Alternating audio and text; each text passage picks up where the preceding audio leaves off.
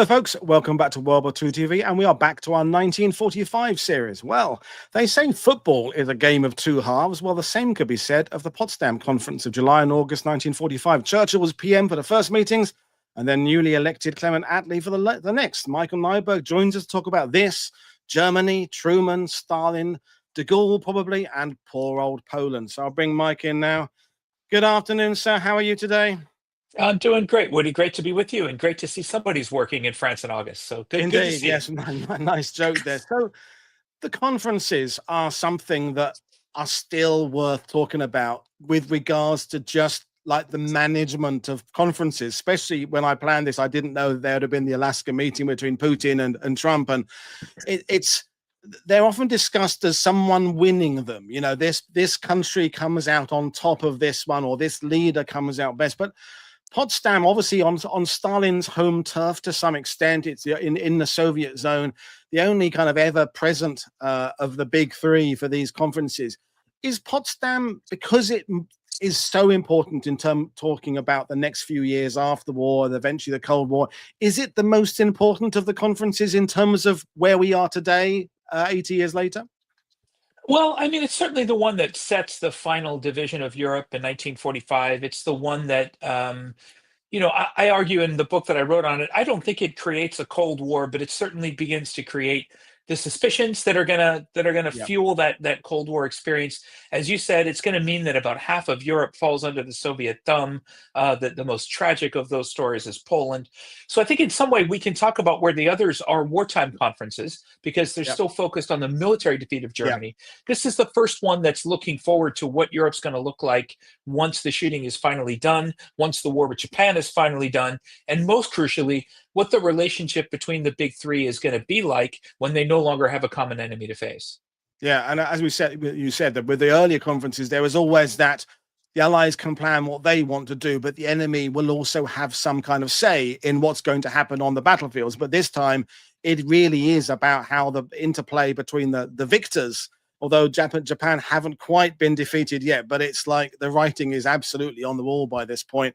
And we'll bring up your slides now. And of course, your first one is about 1919, 1924, because the shadow of Versailles looms large over everything in 1945, in that people clearly don't want to repeat some of the mistakes, if you can call them mistakes, or errors of judgment of Versailles. So for the leaders going into this, and I'll let you kind of explain in your own words, what is Versailles the elephant in the room as the peace is looming in 1945? Yeah, it absolutely is. And of course, many people have quite negative associations with it. People like John Maynard Keynes, who's at both conferences, Stalin, who was aware that the Russians were shut out of the Paris Peace Conference process. So everybody has negative associations with it. And the kind of off the cuff line that I use when I talk about Potsdam sometimes is if they didn't know what they wanted to do, they figured out what was done in 1919 and did the opposite. So Yeah. whereas there were heavy reparations at the end of World War I, at least the West decides no reparations at the end of World War II. There's no guilt clause, even though it would have made a lot more sense to do a German guilt clause in 1945 even than it did in 1919. They don't do it.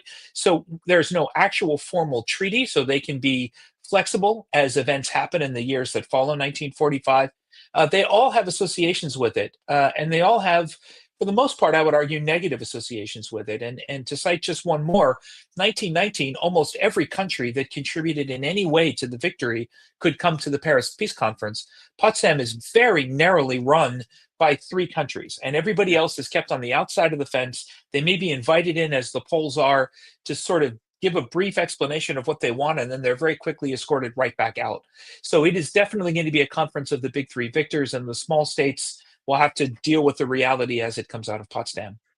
I mean, we were talking on World War II TV recently about countries like Norway and Denmark who are beginning to think, even sort of in the mid part of the war, about where their place is going to be in the post-war map of Europe. And and clearly, countries of Denmark's size aren't going to necessarily expect to be represented there. But we've already had questions coming in from you, and I know this will come up later on. And but Trevor's saying, why was France, a victor, not represented or at the top table of the Yes. Potsdam Conference? Because they do, of course, become part of the big four in the sense of the division of the occupied zones. And And with conferences, Mike, obviously you have personalities involved, and a lot of it is put down to the fact that Roosevelt just hated de Gaulle, and Truman basically just picks up the same opinion. Is it that simple, or is there more going on? I think you're absolutely right that Truman retained an anger at de Gaulle for what he saw as de Gaulle's snubbing or mistreatment of Roosevelt, the great martyred American president. Yeah. But the bigger issue is that the Americans aren't sure yet whether they want to treat France as a liberated country or an occupied country because of the Vichy experience. They don't. Yeah. They don't fully know. Norway, the Netherlands, they have a better sense that the occupation is done or the collaboration is done by a very narrow, unrepresentative minority. In France, the collaboration in American minds runs so much deeper that they're actually planning to do something called an AMGOT, an American military government of the occupied territories, a full occupation of France, which they decide not to do.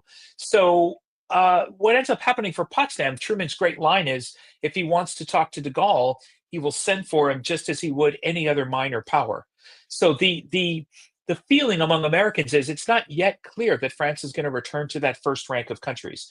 And as you noted, I think de Gaulle is really at his diplomatic best here, that despite that, France will come out of this experience with the UN Security Council veto as a charter member.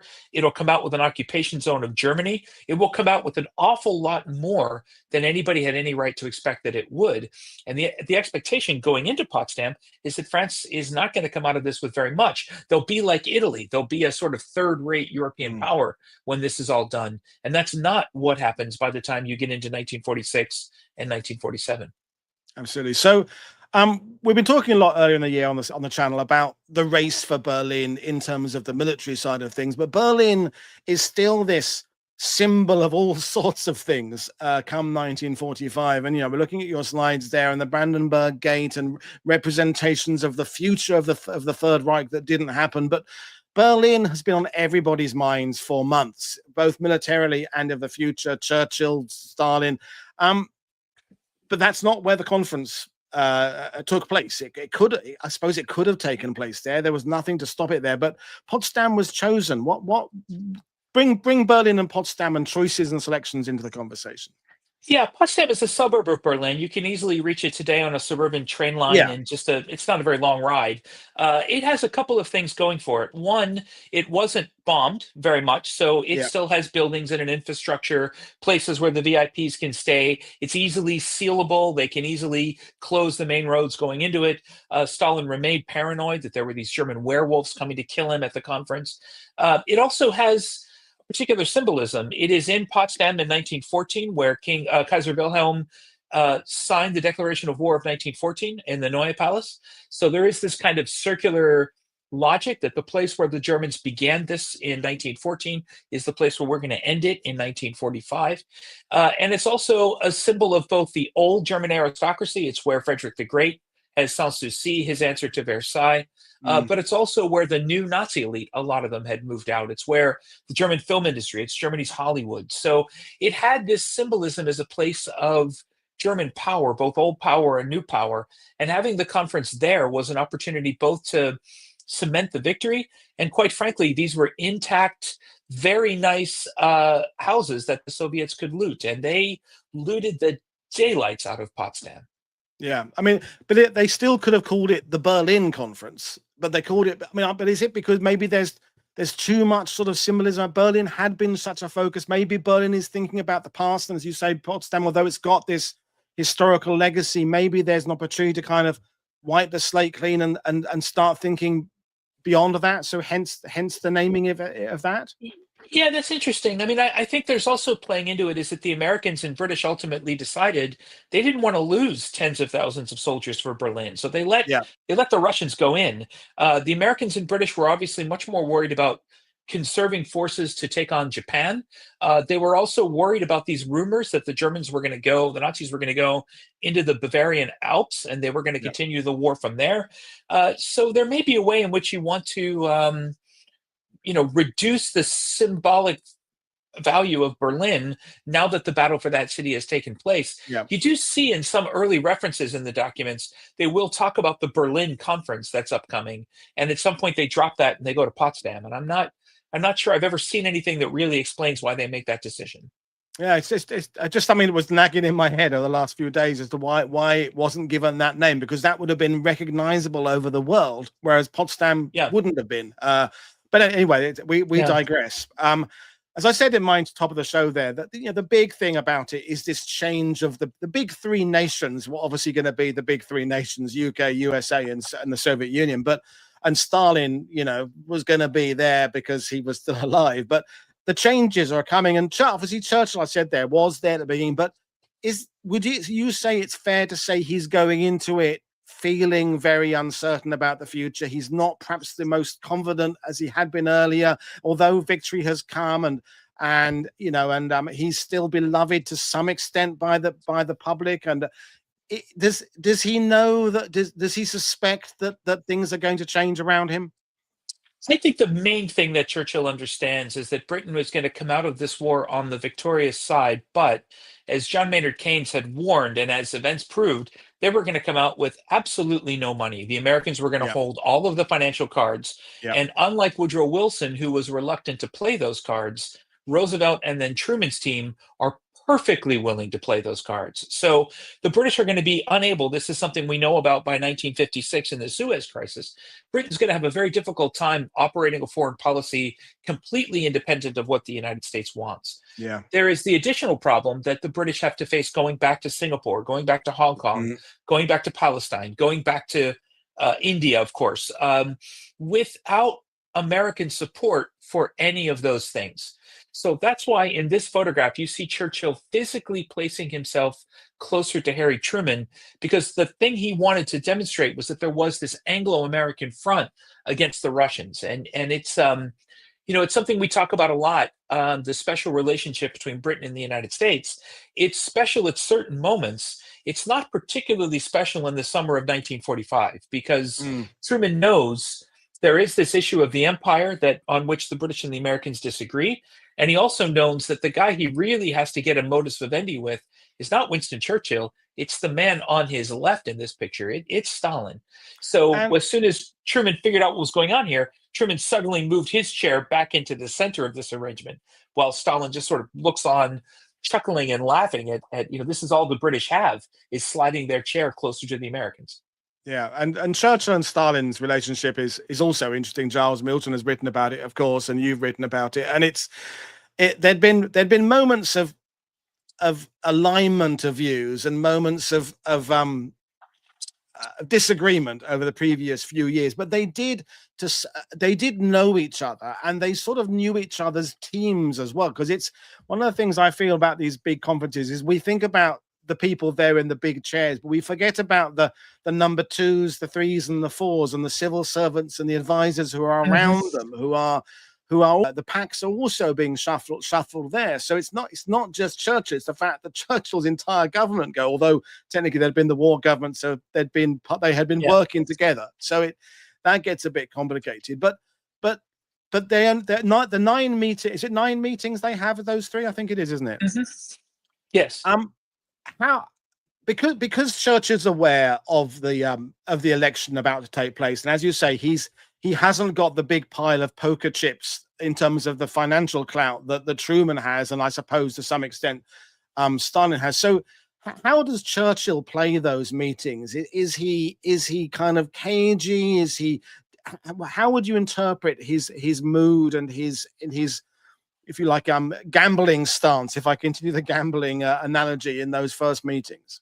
Yeah, he's trying to make 2 points, I think. The first is the one that the British reject when the French make it in 1919, which is that we're owed something due to the sacrifices that we've made. We're owed something because of the treasure that we've spent, the blood that we've shed. It's the same argument Lloyd George dismisses when Clemenceau makes it in 1919. And of course, it's an almost impossible argument to make when Joseph Stalin is sitting at the same table, when the Russians have bled and suffered so much more than Britain did. And when Stalin can turn this around and Stalin can say, well, look, the only reason we bled the way we did is because you waited so long for a second front. I mean, you're the reason we bled as much as we did. So forget that. That argument's not gonna fly with me. And the second argument that Churchill's really, really trying to make is that you're not going to be able to rebuild Europe without a strong Great Britain. You're not going to be able to recreate the continent. This is why France, in part, comes back into all of those arrangements, because of the awareness that you need all of those pieces if Europe is going to turn this corner and go forward. And of course, Stalin's answer to that is, I don't particularly care if it's a Europe that Great Britain is influential in. Yeah. I don't care about that at all. What I want is a Europe that the Soviet Union is influential in. So I'm not sure that Churchill had a winning argument in 1945 coming into Potsdam. I think he knew that, which is why I think he took a very different tack than, say, the French did, which is to say, we need to continue this Anglo-American alliance. There's a moment when Keynes says to him, the very best thing for Britain is, now that the European war is over, to draw out the Asian war for as long as possible, because as long as we are fighting somebody somewhere, we can draw on Lend-Lease from the Americans. As soon as the war in Asia is over, all those bills and all those things are going to come due. So what he wants Churchill to argue for is actually a long, prolonged war in Asia that, of course, nobody sitting there in Potsdam wants to deal with. And I'm not sure Keynes did either, but from a strict pounds and pence perspective, it makes a financial sense to do that. That's how bad the situation is for British strategists. No, fair point. Andreas is saying in the sidebar, I think Winston was exhausted. I think about it, right. directing a war for more than 5 years with his age and lifestyle. And that is a fair point. I mean, I think so too. He put in some air miles over those 5 years, and they add that with his drinking and his diet and the stress and everything. And I think you can see it. Maybe I'm looking too much into that photo there, but he does look a little bit slouched, a little bit. Maybe that's a bit Churchill, but. No, I think too, we have treated his alcohol consumption as some sort of fraternity boy little stunt, and it's clearly not that. I mean, we have plenty of documentary evidence from people like Alan Brooke who say, like, look, we wanted to make a presentation to the prime minister. He was in no physical shape to receive it. And now that could mean hungover, that could mean drunk, that could mean tired, it could mean a lot of things. But it's quite clear that he's not at his physical best. And I think, that the comment is spot on. I mean, he remember, he was not only prime minister, he was his own war minister. I mean, he was doing an awful lot and keeping some very unusual hours, and lifestyle is a polite way, I think, to put it. I mean, I don't know that anybody's really delved into this, but his alcohol consumption, that is not what we would today recommend, or even that they recommended then, as the best way to ensure that somebody's mind is sharp. Absolutely. And I think there's that psychological thing of you can keep yourself going when there's still this peril, but now that peace is about to happen, that maybe subconsciously you start to relax a bit, and that inner strength you'd found to fight the fight is just, your body's going, no, we've got to stop now. But Churchill's health is a subject for another day, I guess. He's detail. A wartime prime minister. I mean, I think this is one of the reasons that Attlee and the Labour Party win. Jonathan Fennell and others have made this argument pretty clearly, that Churchill is the man you need in 1940. There were no elections up to that point. So here's the first chance for the British people to say, this is what we want out of this. And what they come back with is a Labour victory that, as Jonathan argues, is actually not that surprising, right? They know, there's a comment that Jonathan, I think, quotes in his book, talking about Eden talking to his son, Anthony Eden talking to his son, and saying, look, the troops are voting Labour. The troops don't want what Churchill wants in the post-war world. So it was a shock, but I mean, maybe it's a shock that shouldn't have been quite so shocking, if I can put it that way. Yeah, I've never, from talking to my grandparents, I've never felt it was a shock to them. I mean, they both loved Churchill. I think their vote split. I think my grandmother voted for Churchill. My granddad, who'd been in the army, voted for Labour because he'd kind of had all those education pamphlets that had traveled the world and things like that, and had a vision for the future. But to get back on track, Rick Green is saying, does the Soviet continuity of leadership provide them with any significant advantage over the Americans and British? And of course, I guess adding the fact they don't have to worry about the pesky problems of democracy. Yeah, I think so. Truman's elevation to the presidency, something we're probably going to want to talk about, but I mean, Truman asked for the copies of the Yalta Agreement so he would know, even a transcript, like, what did we agree to at Yalta? And nobody can tell him. He had never been inside the map room, which is the kind of nerve center of the White House. He'd never been in it as vice president. There was a recent book that argued that Truman knew more about the atomic bomb than we thought, but I think most scholars have debunked that. Truman finds out for sure what the atomic bomb is after he takes the oath of office, and Henry Stimson tells him what it is. It's really shocking. how little Truman knew. And of course, one of the first things that Truman did was get rid of an awful lot of Roosevelt's advisors who he thought were too Eastern, too Ivy League, too out of touch.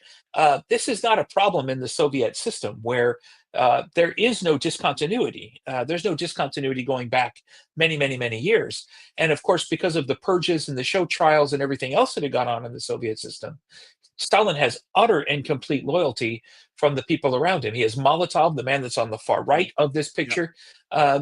So, yeah, the continuity in the Soviet system is absolutely critical. And as you noted, there is a little bit of continuity in the British system, too. Attlee had been deputy prime minister in a coalition government.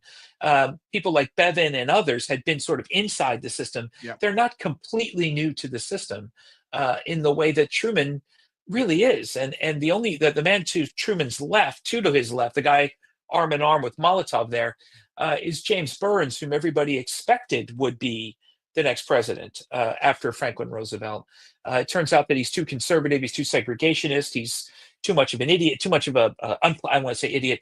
I was going to use another word and decided this is a family show. He's too much of an unpleasant human being, but he's the only American ever to be in the House, the Senate, the Cabinet, the Supreme Court, and later be a governor. He's the only American ever. He would have been the consummate insider, but of course he's not the guy who gets the nod. It's the compromise Harry Truman who gets it.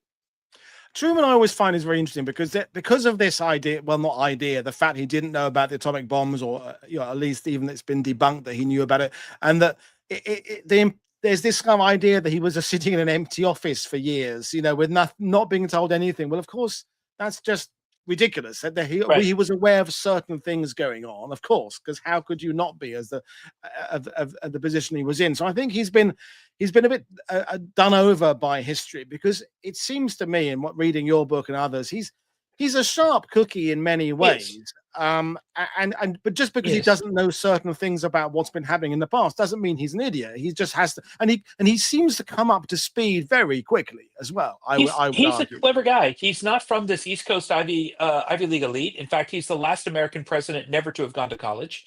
But he's a smart guy. He educates himself. He found the $2 billion hole in the U.S. budget and went to Stimson and said, when he was a senator, he did this. Why is there $2 billion missing out of the budget? And Stimson says, I can't tell you. And then he records something like, that pesky senator from Missouri is bothering me again. Truman understood, I think, where the United States was at a point in history. I think he understood where humanity was at a certain point of history, especially after he knew what the atomic bomb was capable of doing. He's an eloquent guy. He's a thoughtful guy. He's people that meet him obviously say, well, look, this isn't Franklin Roosevelt, but this is somebody with an awful lot of potential. Marshall sees that in him. Leahy sees that in him. This is someone that's going to do good things. Burns at first sees that in him before they have a falling out over civil rights. So, I've come to admire Truman in a lot of ways. A man that is literally 1 minute a figurehead vice president. I think when he found out that Roosevelt had died, he was like, they were talking about a water rights treaty with the Rio Grande or something. In the middle of the end of a war. And then here he is dumped into this. So I do have some sympathy for him. I think he did as well as one could have expected somebody in his position to have done. It's hard for me to see another American politician of that era doing what he did as well as he did, especially not one in the Democratic Party that Roosevelt had so dominated. And here's the thing about, obviously we now know that they didn't know that within less than a decade, the Cold War was going to be fully on and fully on for another couple of decades after that. So I've read things that sort of put all that blame squarely on Truman, which I think is absurd. Yeah. The likelihood of another conflict that wasn't the same as the previous two had been on the cards for some time. With not just with the Soviets, with China as well, doing what China had been doing for the previous few years. So, to blame everything on Truman or Attlee or any of the other new people involved, I think is a bit naive. But if I can make one comment on that, George Kennan pointed this out to Truman. The big difference, he said, is the British and the Americans are going to celebrate this as a victory. The Russians are going to see it as a pause before the next level of conflict, before the next period of conflict. They're going to come out of this even more paranoid than the Soviet system was when the war began.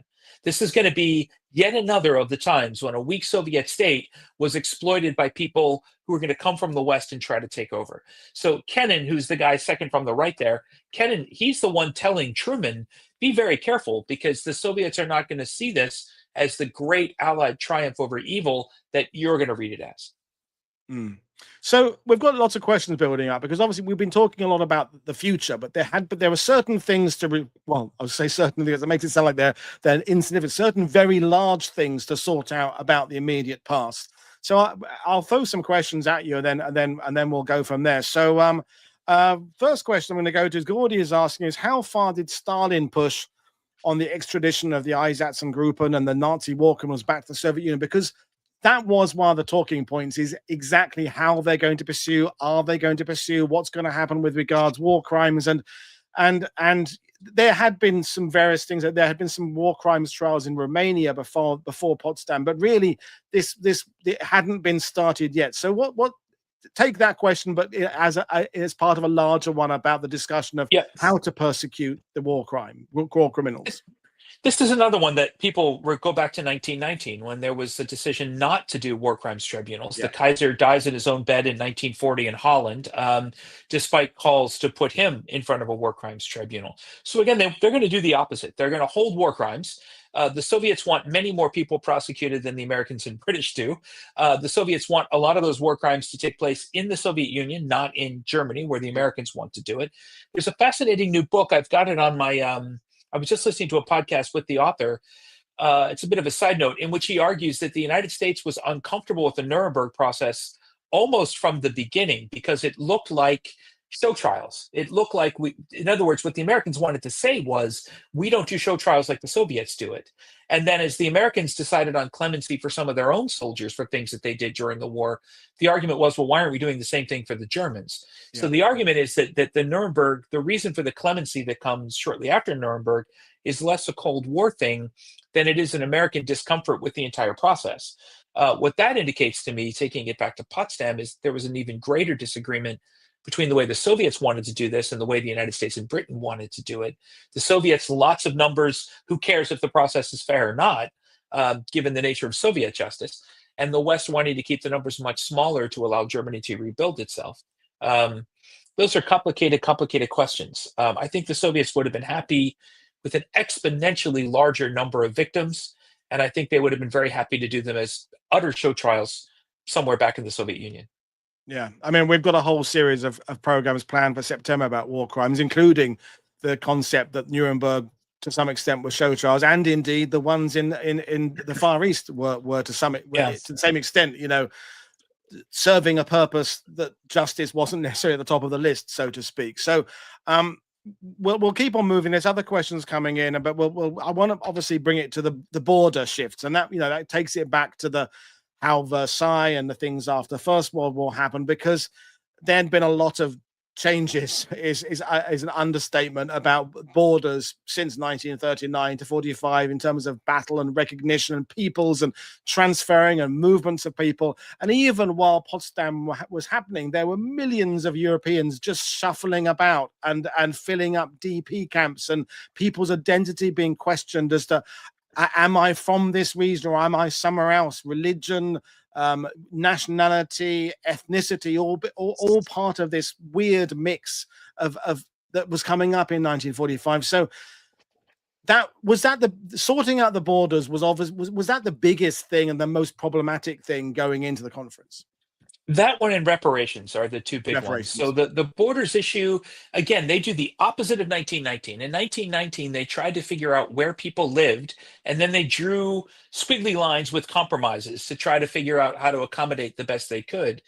1945, it's a very different philosophy of how you're going to do this. You're going to put the borders where you think they belong, and then physically move people within those lines.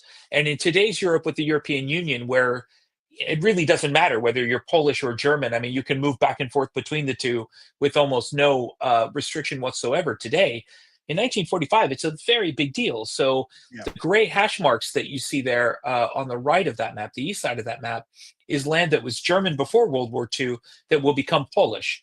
anybody that's ethnically German that's inside that field is going to have to go inside the borders of the new Germany. The same thing, of course, happens in Czechoslovakia, where Edward Beneš says something like, "We've reached a final solution to the German question," by which he meant all of the ethnic Germans living in the Sudetenland will be pushed inside the borders of this new Germany that they're going to create. Again, it's the exact 180-degree inverted solution to the one that they had come up with in Paris in 1919.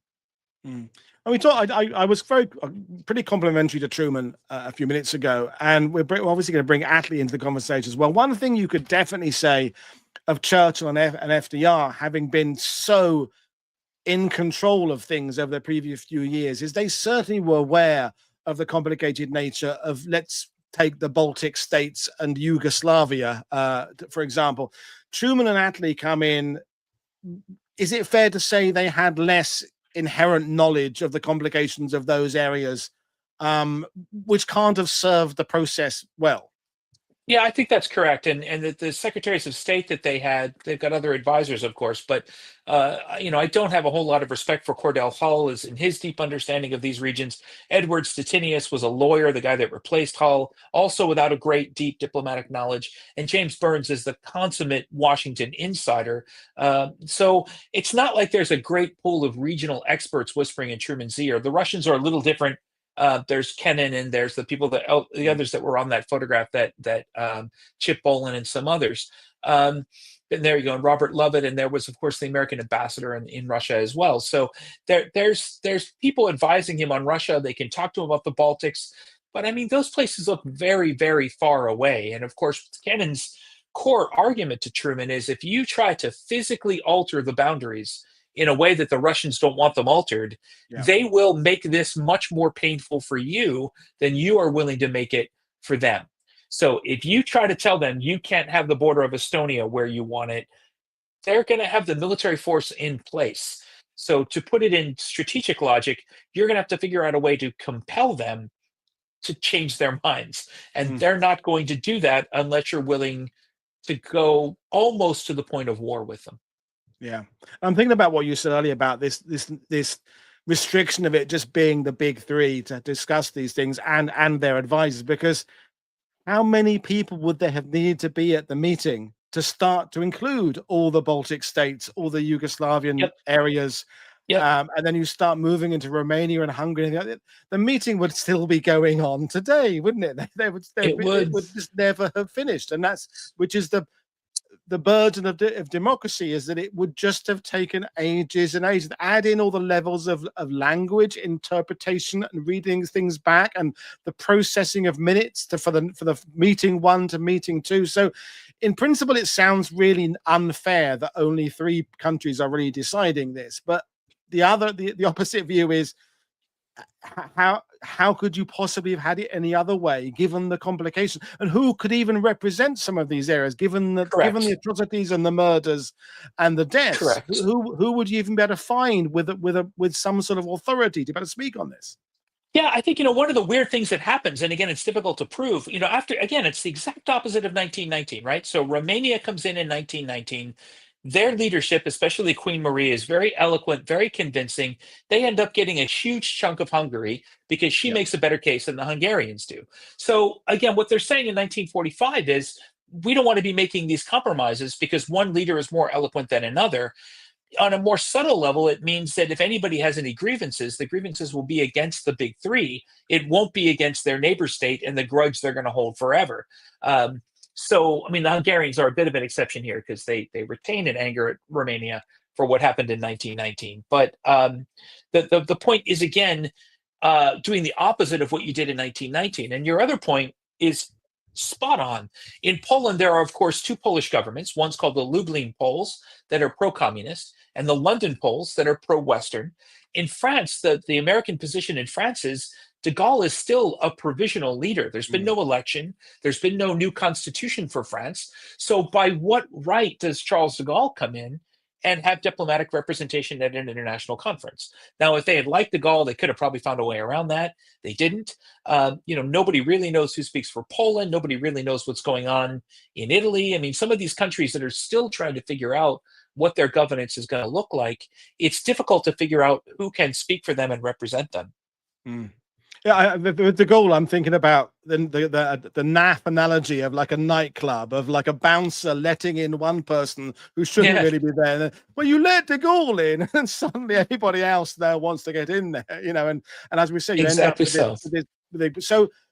So the other thing we've got to discuss is that well, we've already mentioned the fact the British elections having, but the other thing is that while the latter meetings at Potsdam are happening, literally they're getting ready to drop atomic bombs the other side of the world. They're being transported. Crews are getting into aircraft almost at this point there, and that elephant in the room is there. So we have this understanding now that Truman didn't know about it, but Stalin, or the concept of the bombs, but Stalin did because of his spies. So Yeah, how much of impact does the use of impact was an odd word there, but how much yeah. influence does the role of atomic power and that inevitable change in the world's balance and of power and military might happen? Is it at Potsdam, or does it happen later on? I think it happens later on. So just so everyone knows the train of events here, Truman has passed a really badly encoded note that tells him not only that the Alamogordo test has worked, but exactly how far away you could see the blast. It gives a lot of information. Yeah. But anybody that would have known anything about the atomic bomb at all would have understood what that meant. I put it in the book, the exact words. The point is, they didn't think they needed to over encode it because they figured there were about 15 people in the world who knew what that was referencing. Now, they were wrong about that, as you pointed out, because the Soviets actually know quite a bit. The question now becomes really twofold. One, what the hell do you do with this thing now that you have it? And two, does this represent a genuine revolution in military affairs? Or is this just an extension of the technological advances since 1914, which is the view that Lord Morin, Churchill's private physician, takes, that this is just an extension. This is just 30 years that we've been doing something like this. Others are very rapidly aware, like Alan Brooke is, that you've just entered a completely new phase in human history. You just simply cannot use this bomb in the way that you used everything else. And once this war is over, really, you'll never use them again. Churchill thinks this is it. He's found the technological key to solve all those problems we talked about before. If Britain has a nuclear weapon, and remember, the Manhattan Project is a joint US, Canadian, British product. If Britain has control of these weapons at some strategic level, then all of your strategic dilemmas go away. Very few people are reading it the way that Churchill's reading it. Alan Brooke has a wonderful line where he says something like, I tried to talk the prime minister out of his optimism, but as usual, he didn't like it, or something like that. So they make this decision. Okay, we're going to tell Stalin about this weapon, but don't use the word atomic. And so Truman goes up to him, notably right after they'd had a very intense disagreement over the future of Poland, and says to him, hey, we have a new weapon, a super weapon, and we plan to use it against Japan.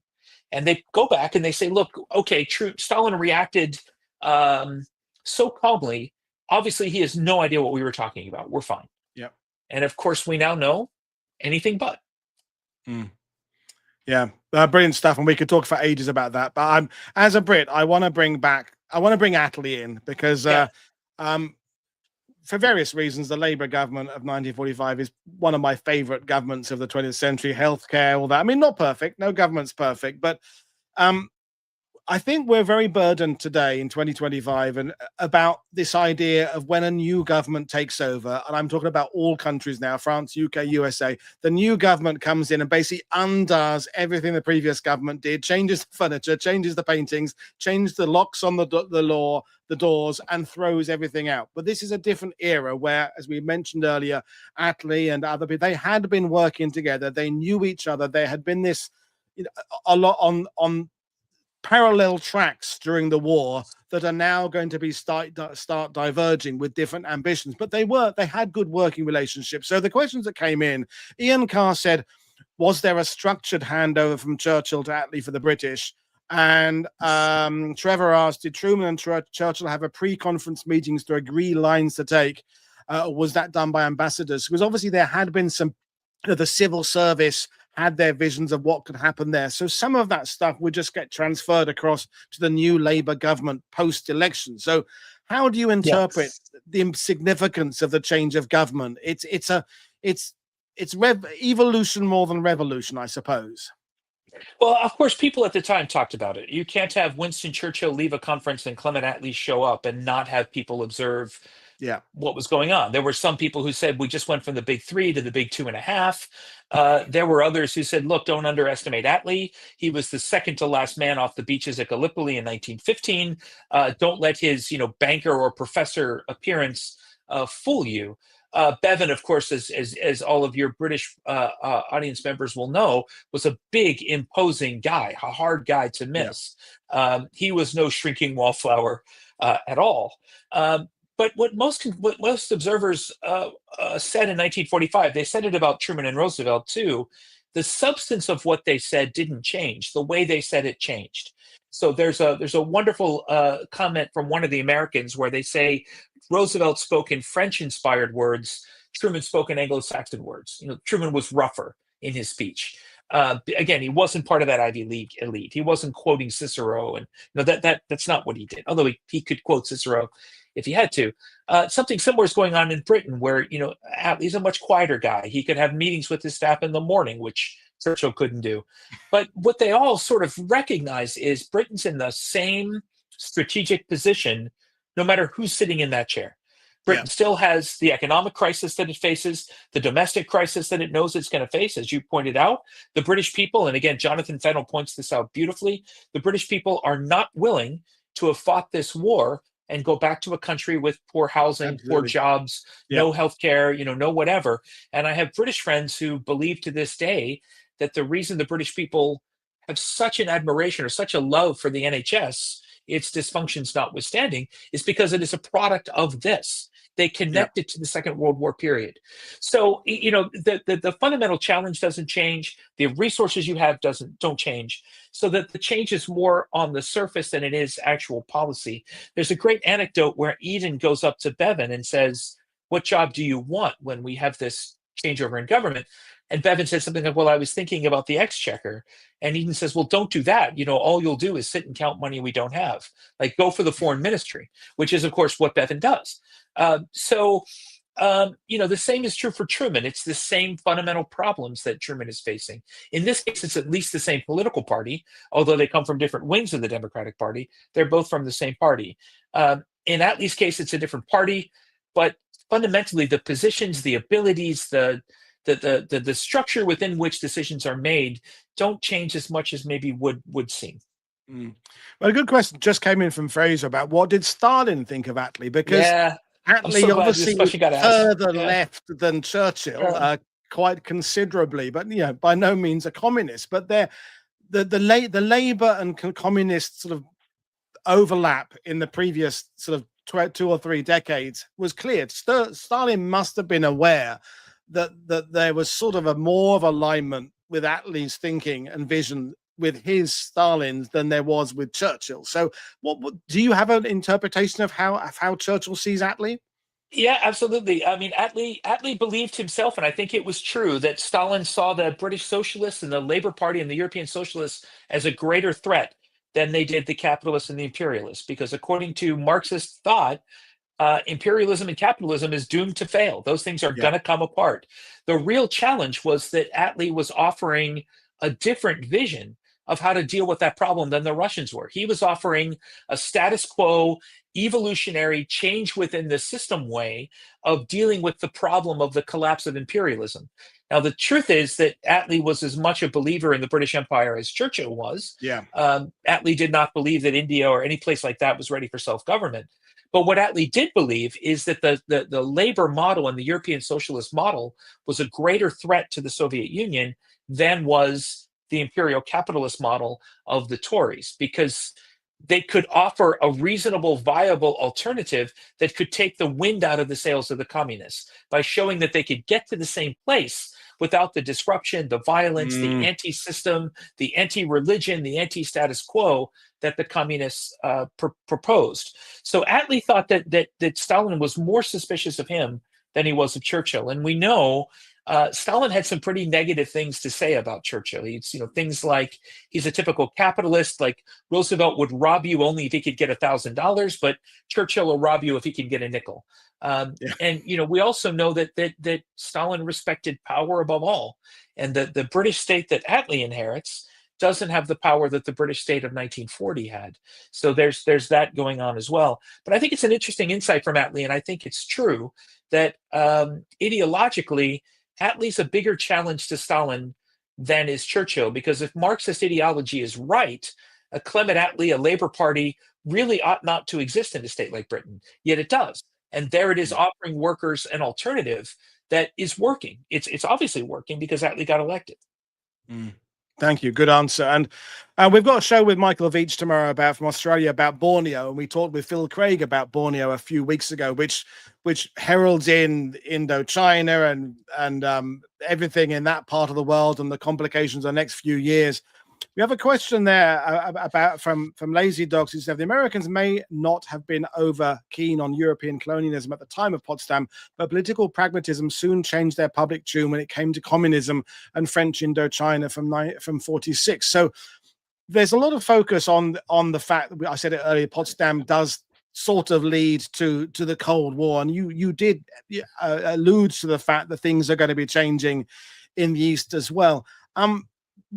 Without spending hours and hours talking about it, was there much sense of how things could be changing in the parts of the world that they have yet to fully take over? I mean, we must remind ourselves the war is not yet concluded. There is still fighting going on in July and August in that part of the world. So is that part of the world very much second fiddle to Europe and borders and Germany and the Soviets at the conference? It is. It very much is. It's there's a couple things that don't come up at the conference at all. The empires are certainly one of them. The Holocaust and what to do with the Jewish survivors don't come up either. Yeah. That's a different thing we can Good talk point. about. But in terms of empire, one of the things Roosevelt really wants is for the United States to be able to trade within that imperial preference system, so that the U.S. can trade into the British and French empires without having to pay these heavy tariffs. That's one of the conditions that Roosevelt puts on Lend-Lease, that the imperial preference system will go away. Truman is a little less, I think, inclined to. Truman's vision is if we get the economic problem solved, I don't want to interfere too much in the interior business of the French, the British, the Dutch, as long as that's not interfering with the general stability of the globe. So the big thing for the Americans, I mean, Roosevelt does have an anti-ideological ideology or anti-imperial ideology. Truman's, once that imperial preference system goes away and trade happens, there's an American view that empire is going to wither on the vine anyway, kind of as it does in India, that without imperial preference, it just doesn't make any sense anymore. So I think that's in there even before the Cold War dynamic begins to play in. And the United States in 1946 honored its commitment to the Philippines to give it independence. So there is this view that imperialism has kind of had its day, and global trade on the Wilsonian model is what's going to replace it. Because the thing is that we've talked about on the Yalta and Casablanca and all these various meetings, but this is the last big one for some time. Everything else over the next few decades is done very much sort of by international telephone calls and ambassadors and things like that. You don't see this openness for decades. So that obviously not everything was discussed because no one could predict the future. But we must bring it back to as much as it's me leading the conversation back and forth over various subjects to Poland. And in your last slide here about the betrayal of Poland, and when we've had people like Jenny Grant on the channel, they are still very bitter about how Poland were treated. So what's your summation of that? Yeah, so the map you see here, the darker color is Poland circa 1939, obviously pre-war. The lighter color in that black line there is the Poland that gets so-called slid to the west, as they say at Yalta. It's what George Kennan says here, and that's why I have this this image here on the right. This comes from the Warsaw Uprising Museum in Poland. If you ever go to Warsaw, they have two museums in Warsaw that are among the two best I've ever seen. The Uprising Museum and a museum called Polin, which is a history of Jewish life in Poland, which is one of my favorite museums anywhere in the world.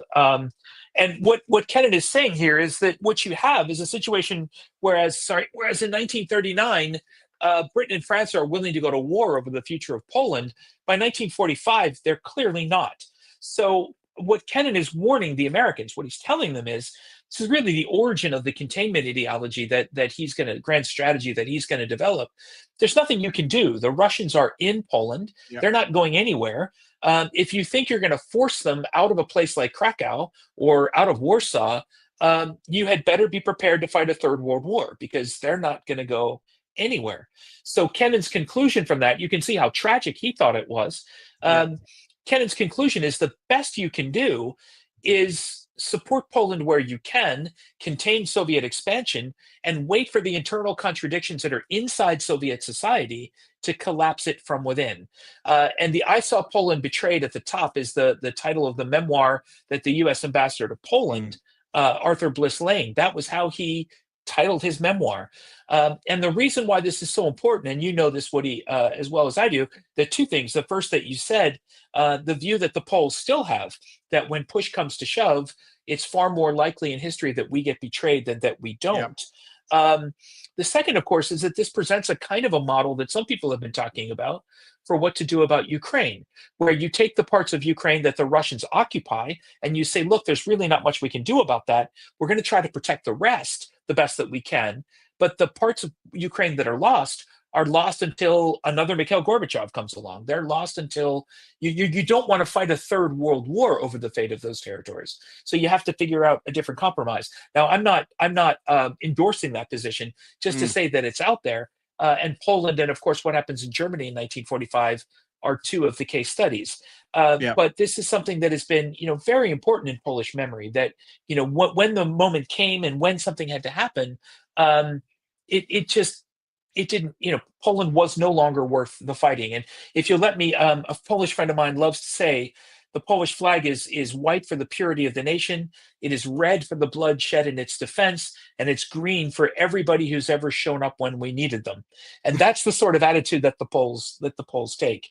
And it's why one reason, this historical memory, that they're rearming as quickly as they can in the last couple of years. Yeah, that came up in the sidebar, how much they're rearming. And I have a Polish friend who said, the world was happy to go to war for Poland, but not happy to go to peace, or words of that effect. Simplistic way, but it is complicated. And I think I want to bring up the question from Gary August here, because I hinted to it earlier on, is that what even is Polishness in 1939 or 1945? Right. Because you had, and the same with the Baltic states and Königsberg and those places, that one lot of people get pushed out and other people get pushed in, then someone else comes back later, and it gets very complicated. But Gary's question, I think, is really interesting and quite tough one. Would Potsdam's contentious revision of the German-Soviet-Polish borders and the expulsion of several million Germans from the disputed territories be regarded as ethnic cleansing today? Because there's a lot of death that still goes on, despite the fact the war is nominally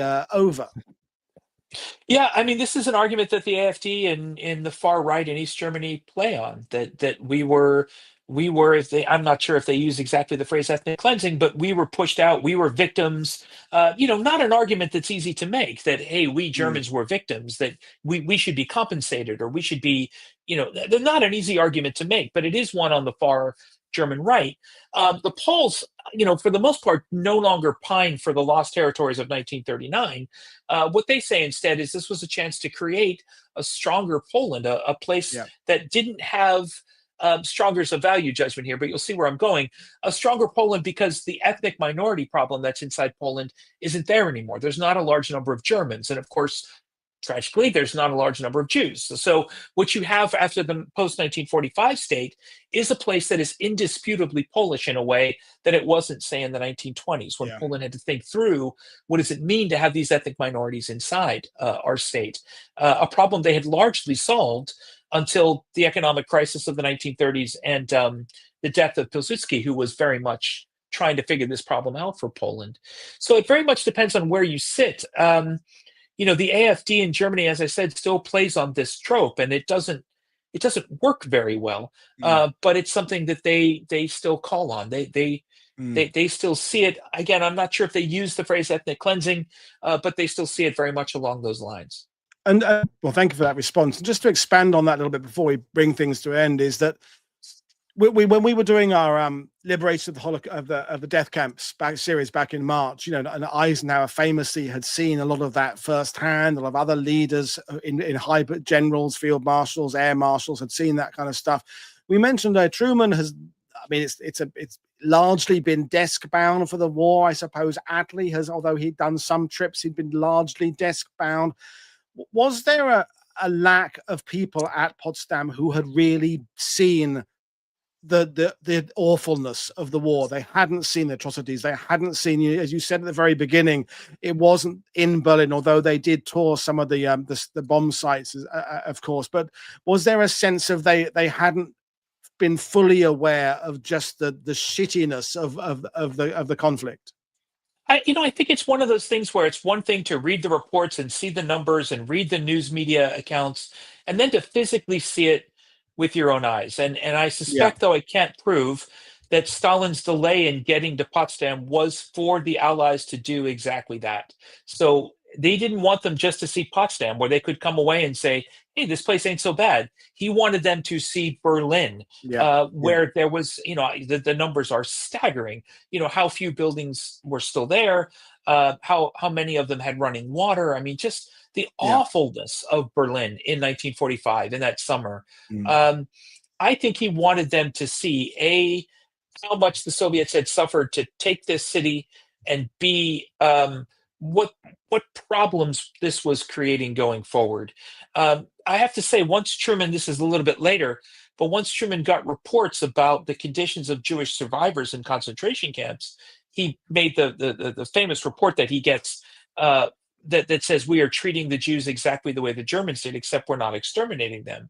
Once he got that report, he said, that's it. We're going to move these people to a place that they can call their own, and it's going to be the state of Israel, for all of the things that come out of that.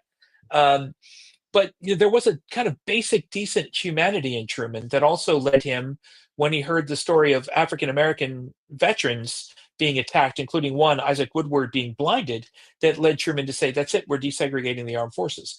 So it's not that he didn't have his own anti-Semitic or occasionally racist views of his own, but he did have this basic humanity. So I think going to Berlin certainly drove that home for him. And just to end with the fact that your Potsdam book is 10 years old now. The links to it are in the description below, as always, folks. We talked about the fact we're reevaluating, I don't know, the Battle of Midway and things like that, and even Hiroshima and Nagasaki are still talks about the reasons behind it. But have your views on this and other conferences changed over the last 10 years? You've traveled again, seen more people, heard more papers, read more books, or are they still fairly fixed from when you wrote it? I think it's a tragedy, but in the last 10 years, the security of Europe has gotten more and more certain, or less and less certain, more and more uncertain.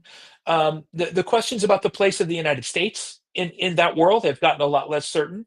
The debates about what the United States should do, what place Russia should play, these are all questions, of course, that are coming back. And I do ask myself whether the leaders that we have in the last few years here would have done markedly better than they did in 1945. What other expectations, what other results could you have expected to see?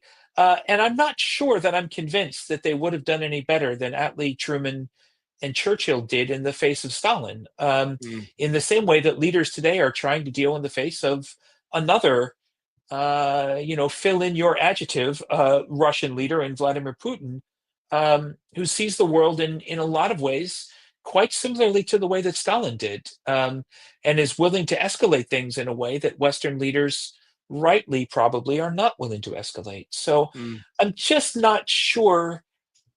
I think it's very easy to criticize from an 80-year perspective from the comfort of where we live.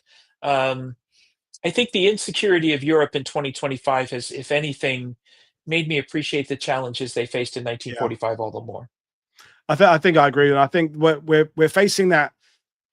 The dilemma, in a sense, that the relevance of those conferences is more so in some ways now, but the more it recedes into the past, more the language used by those people we find uncomfortable, because Churchill, well, not just the language used, the thoughts they had, they are however we dress them Yeah. up, they are people of their time. Churchill is absolutely a person, a 19th century person who happened to live in the middle of the 20th century as well. And Truman and Stalin, they don't have the views that a lot of people have today. So I think it'll be harder to unpick some of the minutes of the meetings and what was said about it, and not find more criticism on the people personally, even though the themes are more relevant. I don't know if I articulated that very well, but I think I knew what I meant in my head.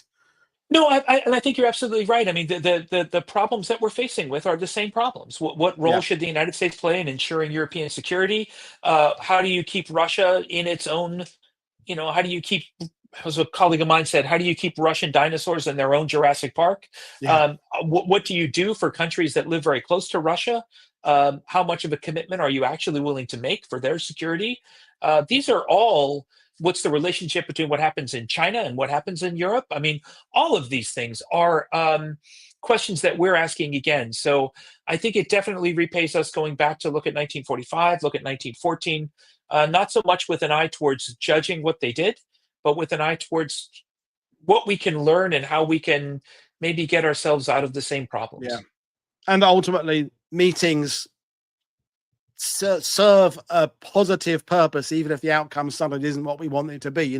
Dialogue has to be a good thing. And meeting in person has to be a good thing as well, in principle, although I found myself doubting that with recent events. But in principle, I agree with that. But we will leave things there. People are saying, come back for a second part, but we could maybe do that. We could mop up some more of the post-war map and the post-war world, in your opinion there. But as you say, Jonathan Fennell, others have had these discussions, and these are the ones that keep me thinking at night, which is great. So thank you, Michael. Thank everybody for your views. I'm back with 2 shows tomorrow. So Michael Veitch in the morning talking about Borneo, and then we are off to our Royal Canadian Air Force ace who was killed in Normandy. So that'll be in the evening. So thanks everybody for watching. As always, click like and subscribe, buy my guest books. I will see you all next time. Cheers. Bye. Bye-bye.